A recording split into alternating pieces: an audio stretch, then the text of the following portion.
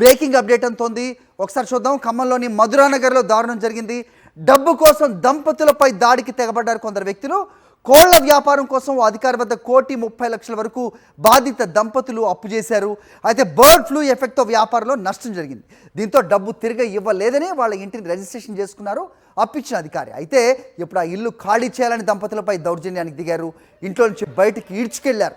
బాధిత కుటుంబంపై దాడి చేసిన దృశ్యాలు సీసీ కెమెరాలో రికార్డ్ అయ్యాయి.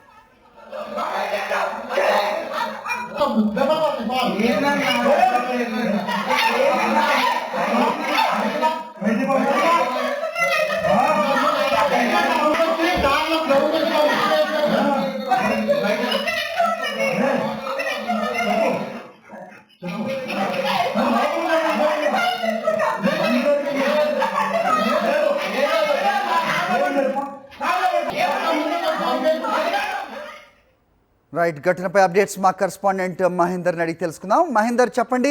సో ఇల్లు రిజిస్ట్రేషన్ చేసుకున్నారు. సో కోళ్ళ వ్యాపారంలో ఎలాంటి నష్టాలు వచ్చాయో అందరికీ తెలిసిందే.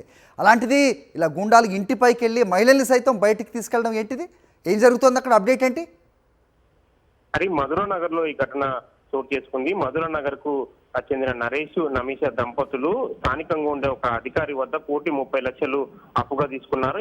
ఈ డబ్బులతో బాయిలర్ కోళ్ల వ్యాపారం సంబంధించి ప్రారంభించారు. అయితే ఇటీవలే బాయిలర్ కోళ్లకు సంబంధించి కూడా బర్డ్ ఫ్లూ ఎఫెక్ట్ తో తీవ్రంగా నష్టపోవడం, కోళ్లు పెద్ద ఎత్తున చనిపోయిన నేపథ్యంలో వారికి కొంత నష్టం వాటిల్లి దీంతో డబ్బులు కూడా చెల్లించలేని పరిస్థితి ఏర్పడింది. కొంత ఆలస్యం అవుతుందని వారికి చెప్పడం జరిగింది. చెప్పినా కానీ వాళ్ళు వినకుండా ఇంటిపైకి వచ్చి కొందరు ప్రైవేటు వ్యక్తులు తమ ఇంటిపైకి వచ్చారు, దాడి చేశారు, దౌర్జన్యంగా మహిళలను చూడకుండా కూడా కొట్టే ప్రయత్నం చేశారు, ఇంట్లో ఉన్న వస్తువులన్నీ చిల్లా చెదిరిగా పడేశారు అన్నది కూడా వాళ్ళు ఆరోపిస్తున్నారు. ఇదంతా సీసీటీవీ కెమెరాలు కూడా రికార్డ్ అయిన పరిస్థితి కనిపిస్తుంది. ఈ నేపథ్యంలో మొత్తం ఈ ఇష్యూ కూడా పోలీసులు రెండు వైపుల నుంచి కూడా ఫిర్యాదు సంబంధించి అందాయి. దీంతో పూర్తి స్థాయిలో సంబంధించి పోలీసులు కూడా ఆధారంగా దర్యాప్తు చేస్తున్నారు. మహేందర్, ఎవరు అక్కడ తోస్తున్నది? ఎవరు అక్కడ కుటుంబ సభ్యులు ఎవరు? అంటే మనం విజువల్స్ అయితే చూస్తున్నాం, దౌర్జన్యానికి అయితే వాళ్ళు పాల్పడుతున్నారు, వాళ్ళు దాన్ని అడ్డుకునే ప్రయత్నం చేస్తున్నారు.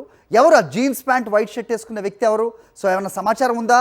సో మహిళలు చాలా దీనంగా చేతులెత్తి దండం పెడుతున్న దృశ్యాలు కూడా మనకు కనిపిస్తున్నాయి.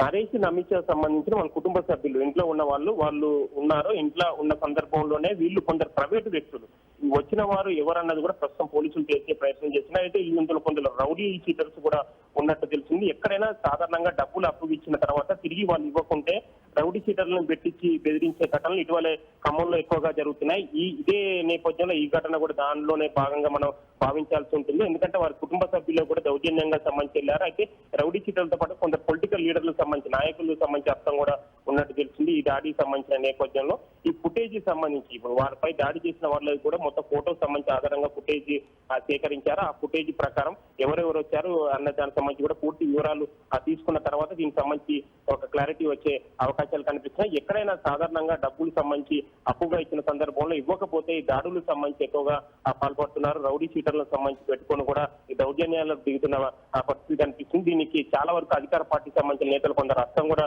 ఉన్నట్టు తెలిసింది. ఇలాంటి ఘటనలు చాలా వరకు పునరావృతం కాకుండా ఉండాలంటే పోలీసులు, అంటే సివిల్ మ్యాటర్ అయినా కానీ పోలీసులు ఇంత దారుణంగా మహిళలపై కూడా దౌర్జన్యాన్ని దిగడం సీరియస్ గా తీసుకోవాల్సి ఉంటుంది. ఓకే మహేందర్.